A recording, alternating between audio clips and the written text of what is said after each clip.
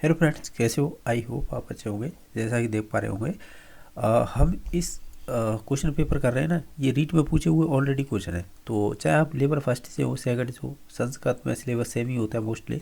और होगा अंतर तो बस ये होता है कि लैंग्वेज फर्स्ट लेते हैं और सेकंड लेते हैं। सेकंड में पद्यांश पूछ लिए जाते हैं, जैसे 4 से 5 क्वेश्चनों का अंतर आता है फर्स्ट लैंग्वेज लेने से और सेकंड। बाकी सभी सेम है, चाहे वो ग्रामर से संबंधित क्वेश्चन हो या टीचिंग मेथड से। तो दोनों के लिए इम्पोर्टेंट है, चाहे आप L1 से हो या L2 से। ठीक है, देखिएगा जो 31 नंबर क्वेश्चन है, कुछ इस प्रकार नहीं पूछा है क्या कि जो व व्यंजनस उच्चारण स्थान अस्ति, यानी व का, यानी जो व व्यंजन है उसका उच्चारण स्थान है।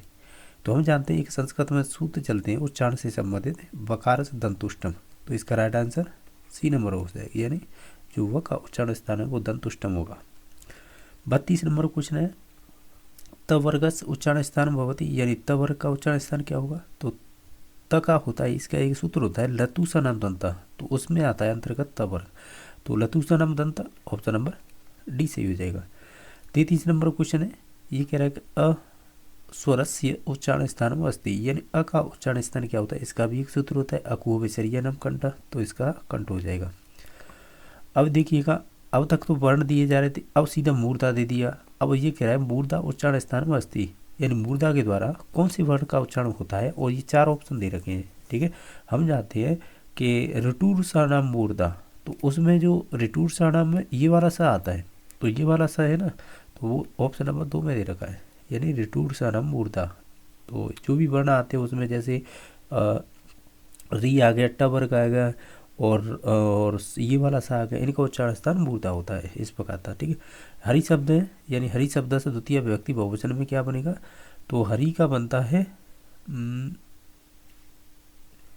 ये कह रहा है द्वितीय विभक्ति बहुवचन, तो ये बनेगा आपका शायद आपका हरीन बनता है ना, ये वाला ऑप्शन सही है, हरीन बनेगा। और बाकी ऑप्शनों की बात करें, जैसे हरिम है, हरिम किस में बनेगा? ये वाला, ये बनेगा आपका, आप कह सकते हैं द्वितीय विभक्ति एक वचन में, यानी द्वितीय विभक्ति एक वचन में। और भी दे रखे हैं, जैसे कि हरि है, हरि बनता है, ये बन जाएगा आपका और प्रथमा विभक्ति द्विवचन में, हरि द्वितीय क्या प्रथमा विभक्ति द्विवचन में, ऐसे बोल सकते हैं। बाकी हरि नाम का कोई रूप नहीं होता ऐसा, तो इसका ऑप्शन नंबर डी सही हो जाएगा। ये कह रहा है नदी शब्द से चतुर्थी विभक्ति एक वचन रूप क्या होगा? तो हम ये कहेंगे इसका एक रूप होगा, यानी चतुर्थी विभक्ति एक वचन का रूप होगा चतुर्थी, तो नद ही हो जाएगा, तो ऑप्शन नंबर सी सही हो जाएगा। क्वेश्चन नंबर आप देखते हैं नेक्स्ट, इसमें पूछा है कि कस्माद इति रूपम अस्ति, यानी जो कस्माद है इसका एक रूप बताइए कि यानी किस इसमें विभक्ति और वचन होगा। तो हम जानते हैं पंचमी विभक्ति एक वचन हो जाएगा, हालांकि ये कस्मात नहीं होता है, कस्मात बनता है, लेकिन संस्कृत में त और द, यानी त है वो द में चेंज रहता है हमेशा ही। आप बहुत सारे शब्दों में देखेंगे संधि विच्छेद प्रत्यय में भी, तो इस प्रकार का मिल जाएगा, तो ऑप्शन नंबर डी सही हो जाएगा।